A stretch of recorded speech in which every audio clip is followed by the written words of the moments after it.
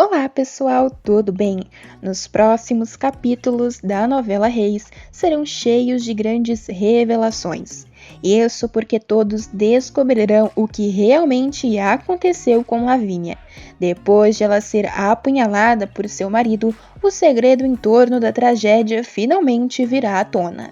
Além disso, Samuel receberá uma importante revelação do Senhor que passará a se cumprir contra os filisteus. O rei Gwendor até mesmo terá que tomar uma importante decisão, já que ele, assim como todos de seu reino, serão assolados por terríveis pragas.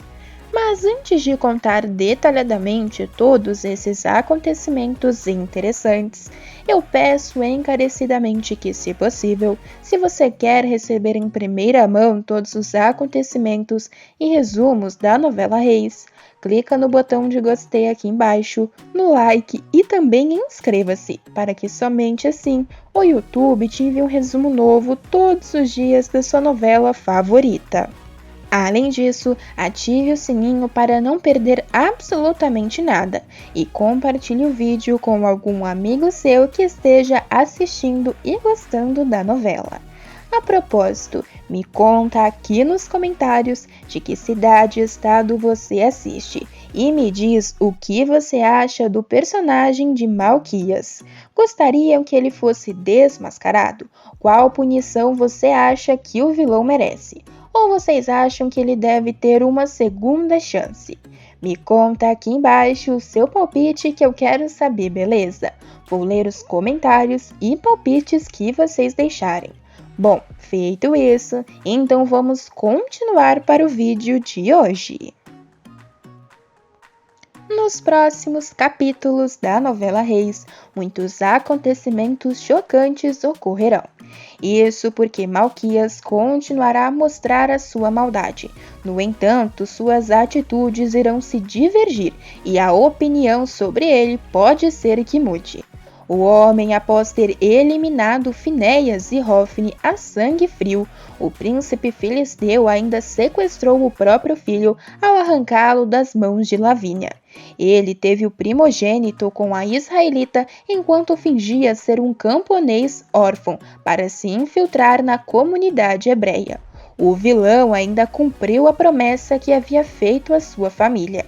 Ele disse em sequências anteriores que buscaria o herdeiro após o fim da sangrenta batalha contra os israelitas.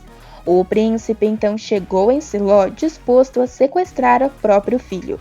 A loira, sua esposa, não sabia que se casou com um farsante e só descobriu a mentira graças a Sâmila e Micael.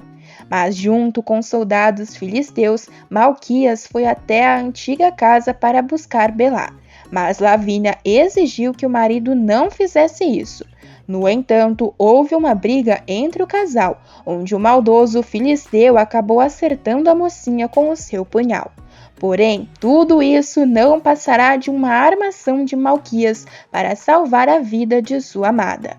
Como já foi mostrado na novela, o príncipe filisteu acabou se afeiçoando à família que criou enquanto vivia em meio aos israelitas. Ele, porém, amará verdadeiramente Lavínia, assim como o filho do casal, e não conseguirá tirar a moça de seus pensamentos. Com medo de que façam algum mal a ela, tanto os israelitas, por ter se casado com ele, quanto sua família, que jamais aceitaria que ele permanecesse com uma hebreia, o rapaz terá bolado um plano para aparentar que realmente rechaçou e até mesmo atentou contra a vida da mocinha. Mas, na verdade, ele terá desferido um golpe não mortal na jovem. Com isso, nos próximos capítulos, Lavínia retornará. Ela aparecerá sendo tratada na tenda médica, onde receberá os cuidados necessários. A jovem estará um pouco confusa devido à situação, e ao se lembrar das palavras de seu amado, que terá pedido calma para ela durante toda a confusão, ela ficará ainda mais confusa. Em seguida, ainda mostrará um flashback aos telespectadores, onde Malquias aparecerá dizendo para a mocinha para ela continuar fingindo que foi atingida. dando assim a entender mais uma vez que o rapaz jamais a machucaria ou faria algum mal a ela ou ao filho do casal. Lavínia, porém, estará confusa com as atitudes do filisteu. Afinal, ele terá se infiltrado, eliminado os filhos do juiz Eli e ainda levado seu herdeiro. Porém, ela não conseguirá parar de pensar nos motivos do rapaz, que teve para fingir que a eliminou perante os soldados filisteus. A mocinha, no entanto, não desistirá tão cedo de recuperar o seu herdeiro e ter uma conversa com o seu amado, para que finalmente possa esclarecer todas essas questões o mais rápido possível. A jovem mostrará toda a sua garra e determinação para descobrir absolutamente tudo o que está acontecendo. No entanto, ela ainda manterá segredo sobre suas desconfianças quanto ao seu marido, se ele é bom ou realmente é um vilão. Enquanto isso, Samuel também viverá fortes emoções. Isso porque depois de ser encurralado pelos filisteus, o jovem tentará deixar a cidade. O rapaz estará morrendo de medo do que possa acontecer com os israelitas e assim partirá. Porém, no meio do caminho, ele acabará se encontrando com Ezer e ficará surpreso ao ver que o rapaz também está partindo. Mas o escolhido de Deus ficará mesmo surpreso quando descobrir os seus motivos. O jovem estará nitidamente abalado, e Samuel então o indagará o motivo. O filho de Marilis não irá querer esconder nada, pelo contrário, usará da oportunidade para que possa desabafar. O rapaz então revelará que as coisas em sua vida têm ido de mal a pior e que agora, para completar totalmente a sua tristeza, descobriu quem é o seu verdadeiro pai. Com lágrimas nos olhos, o rapaz ainda dirá que brigou com sua mãe e que não sabe se conseguirá perdoá-la por mentir para ele durante todo este tempo. Samuel ficará embasbacado com a notícia e tentará aconselhar o amigo, mas ele quase cairá duro no chão e entenderá a dor do rapaz quando ele revelar que na realidade é filho de Hofni. Samuel então ficará muito surpreso. Ele, porém, tentará conter a sua reação para não deixar o rapaz ainda mais triste.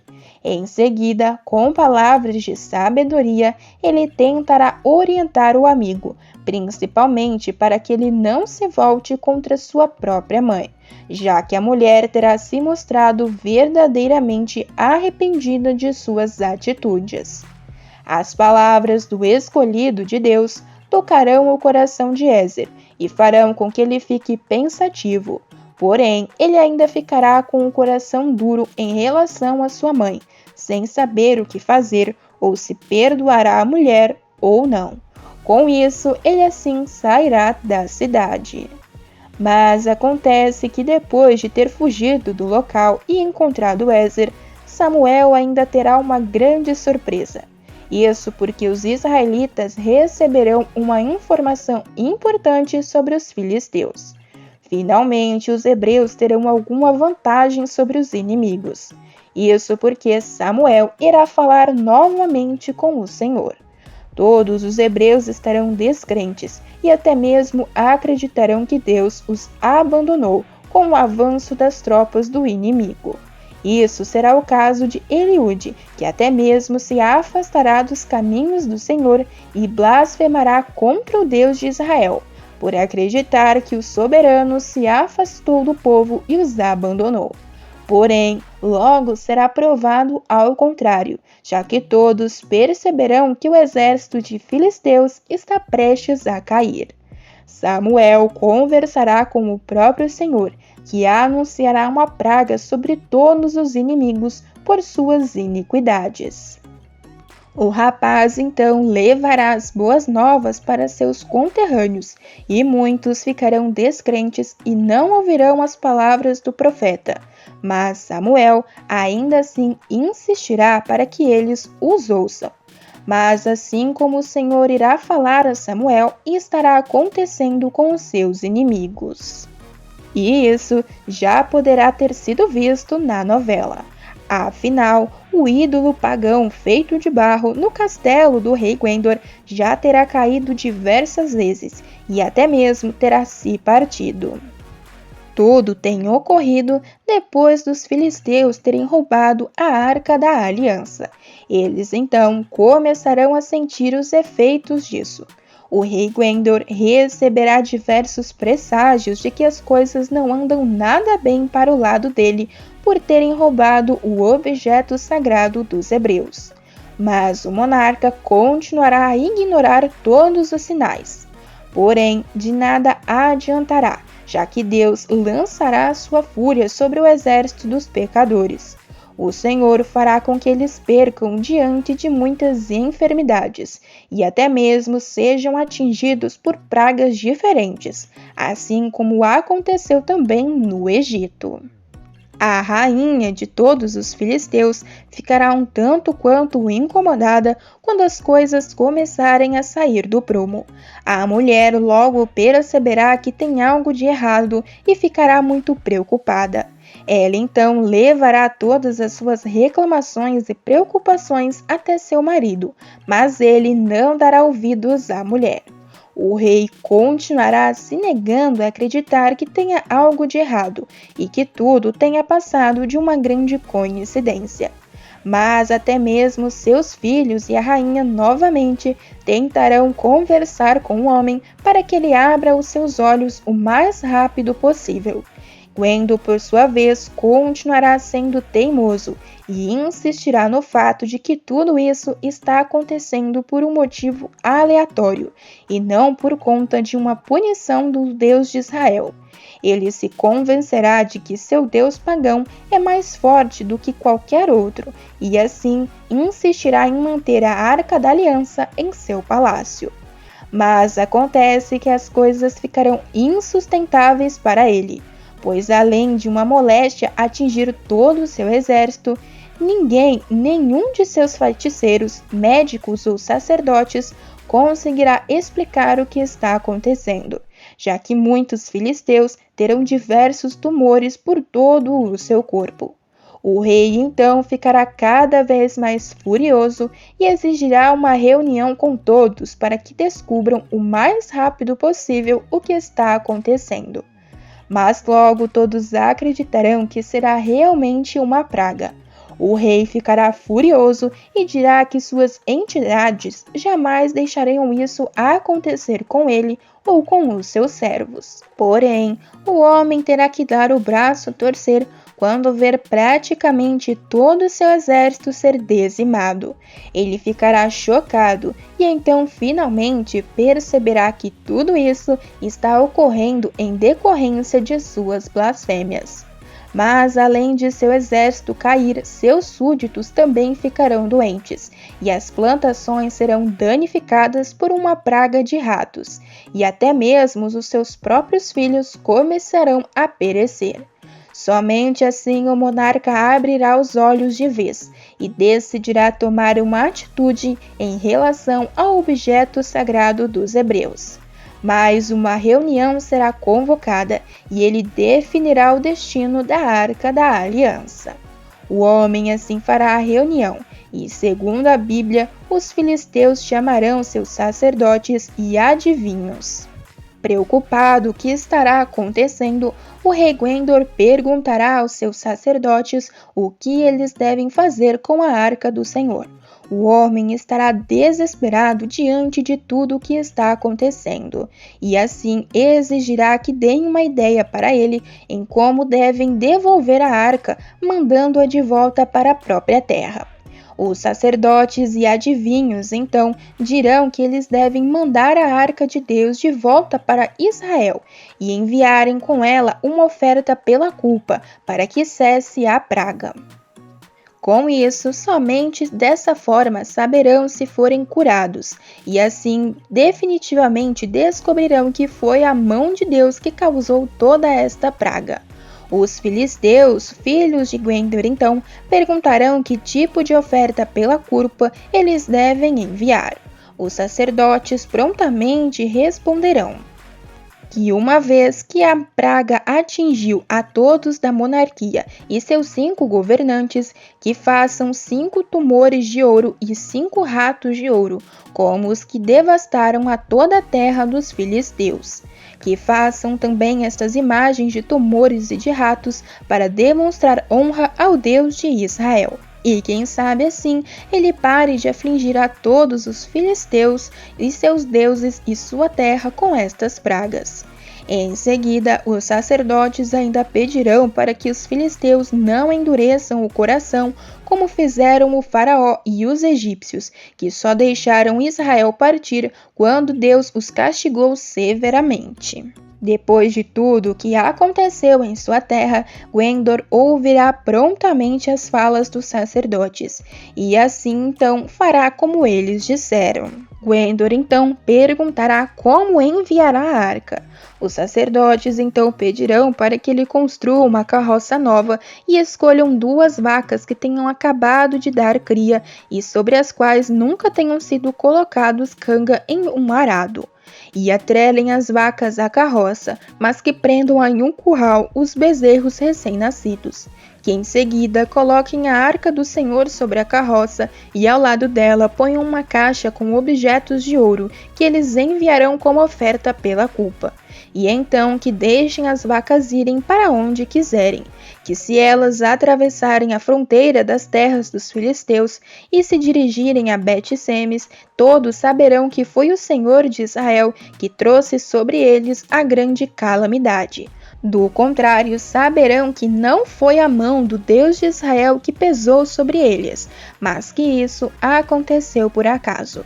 Desesperado, os filisteus seguirão a instrução prontamente, e assim farão os objetos de ouro, construirão a carroça e ainda colocarão os animais à disposição, para que possam enviar a Arca da Aliança novamente para a terra de onde ela nunca deveria ter saído, para que assim cessem a praga finalmente, ou descubram que ela aconteceu por acaso.